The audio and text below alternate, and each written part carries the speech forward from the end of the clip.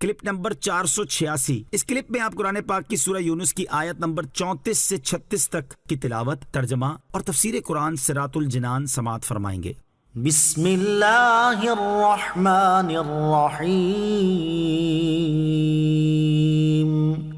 ترجمہ، اللہ کے نام سے شروع جو نہایت مہربان رحمت والا ہے۔ قل هل من شركائكم من يبدأ الخلق ثم يعيده قل الله يبدأ الخلق ثم يعيده فأنا تؤفكون۔ ترجمہ، تم فرماؤ کیا تمہارے شریکوں میں کوئی ایسا ہے جو پہلے مخلوق کو بنائے پھر ختم کر کے دوبارہ بنا دے؟ تم فرما دو اللہ پہلے بناتا ہے پھر ختم کرنے کے بعد دوبارہ بنا دے گا، تو تم کہاں اوندھے جا رہے ہو؟ کل، تم فرماؤ۔ اس آیت میں توحید کی حقیقت اور شرک کے بطلان پر ایک اور دلیل بیان کی گئی ہے، اور یہ دلیل یوں دی گئی ہے کہ اے حبیب صلی اللہ تعالی علیہ وآلہ وسلم، آپ ان مشرکین سے فرما دیں کیا وہ بت جنہیں تم معبود مانتے ہو ان میں کوئی ایسا ہے جس میں یہ قدرت ہو کہ وہ بغیر کوئی مثال دیکھے خود ہی مخلوق کو پیدا بھی کر لیتا ہو اور پھر موت کے بعد انہیں پہلے ہی کی طرح دوبارہ بنا بھی دے؟ اس کا جواب ظاہر ہے کہ ایسا کوئی نہیں، کیونکہ مشرکین بھی یہ جانتے ہیں کہ پیدا کرنے والا اللہ عز و جل ہی ہے، اور بتوں میں پیدا کرنے کی قوت و قدرت ہرگز نہیں ہے۔ تو فرمایا گیا کہ جب بت کچھ نہیں کر سکتے اور اللہ عز و جل سب کچھ کر سکتا ہے، اور وہ پہلی مرتبہ بنانے پر اور فنا کے بعد دوبارہ بنانے پر بھی قادر ہے، تو تم کہاں الٹے پھرے جا رہے ہو؟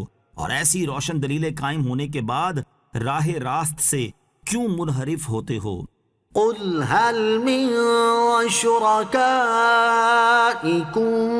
من يهدي إلى الحق قل الله يهدي للحق أفمن يهدي إلى الحق أحق أن يتبع أمن لا يهدي إلا أن يهدى فما لكم كيف تحكمون۔ ترجمہ، تم فرماؤ تمہارے شریکوں میں کوئی ایسا ہے جو حق کی طرف رہنمائی کرے؟ تم فرماؤ اللہ حق کی طرف ہدایت دیتا ہے، تو کیا جو حق کا راستہ دکھائے وہ اس کا حقدار ہے کہ اس کی پیروی کی جائے، یا وہ بت جسے خود راستہ دکھائی نہ دے جب تک اسے راستہ دکھا نہ دیا جائے تو تمہیں کیا ہوا؟ تم کیسا فیصلہ کرتے ہو؟ قل، تم فرماؤ، یعنی اے حبیب صلی اللہ تعالی علیہ وآلہ وسلم آپ فرما دیں کہ تمہارے شریکوں میں کوئی ایسا ہے جو حجتیں اور دلائل قائم کر کے، رسول بھیج کر، کتابیں نازل فرما کر اور مکلفین کو عقل و نظر عطا فرما کر حق کی طرف رہنمائی کرے؟ اس کا واضح جواب یہ ہے کہ ایسا کوئی نہیں۔ تو اے حبیب صلی اللہ تعالی علیہ وآلہ وسلم تم فرماؤ اللہ عز و جل حق کی طرف ہدایت دیتا ہے، تو کیا جو حق کا راستہ دکھائے وہ اس کا حقدار ہے کہ اس کی پیروی کی جائے، یا وہ جس سے خود اس وقت تک راستہ دکھائی نہ دے جب تک اسے راستہ دکھایا نہ جائے؟ جیسا کہ تمہارے بت ہیں کہ وہ تب تک کسی جگہ نہیں جا سکتے جب تک کوئی اٹھا لے جانے والا انہیں اٹھا کر نہ لے جائے، اور نہ وہ کسی چیز کی حقیقت کو سمجھ سکتے ہیں اور نہ راہ حق کو پہچان سکتے ہیں۔ ہاں، اگر اللہ تعالیٰ انہیں زندگی، عقل اور سمجھنے کی صلاحیت دے تو ایسا کر سکتے ہیں۔ جب ان کی مجبوری کا یہ عالم ہے تو وہ دوسروں کو کیا راہ بتا سکیں گے؟ اور ایسوں کو معبود بنانا، ان کا مطیع بننا کتنا باطل اور بےہودہ ہے۔ وما يتبع أكثرهم إلا ظنا إن الظن لا يغني من الحق شيئا إن الله عليم بما يفعلون۔ ترجمہ، اور ان کی اکثریت تو صرف وہم و گمان پر چلتی ہے، بے شک گمان حق کا کوئی فائدہ نہیں دیتا، بے شک اللہ ان کے کاموں کو جانتا ہے۔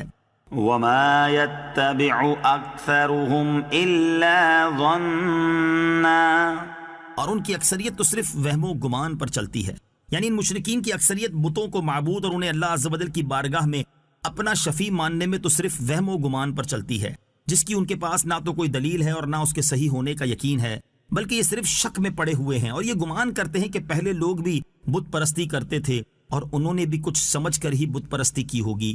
آیت میں اکثر فرمایا گیا، اس سے معلوم ہوا کہ بعض بت پرست وہ بھی تھے جو جانتے تھے کہ اللہ تعالیٰ ہر نقص سے پاک اور ہر کمال سے متصف ہے، لیکن وہ عناد اور سرکشی کی وجہ سے کفر کرتے تھے۔ ان الظن لا یغنی من الحق شیئا، بے شک گمان حق کا کوئی فائدہ نہیں دیتا۔ اس آیت میں ظن سے مراد وہ گمان ہے جو خلاف تحقیق ہو، اس میں شک اور وہم بھی داخل ہیں، اور یہ کلام کفار کے بارے میں ہے جنہوں نے کفر اختیار کرنے میں اپنے آباء و اجداد کی پیروی اور تقلید کی۔ اس تقلید پر دنیا و آخرت میں ان کا کوئی عذر مقبول نہیں۔ البتہ خالص مومن جس کا دل ایمان سے بھرا ہوا ہے لیکن وہ اللہ تعالیٰ کی وحدانیت پر دلائل قائم کرنے سے عاجز ہے، وہ اگر کسی ایسے شخص کی تقلید کرتا ہے جو اللہ تعالیٰ کی وحدانیت پر دلائل قائم کرتا ہے تو وہ اس آیت کا مصداق نہیں بلکہ وہ یقینی طور پر مومن ہے، کیونکہ اس کے نزدیک یہ گمان نہیں بلکہ یقین ہے جو کہ واقع کے مطابق ہے۔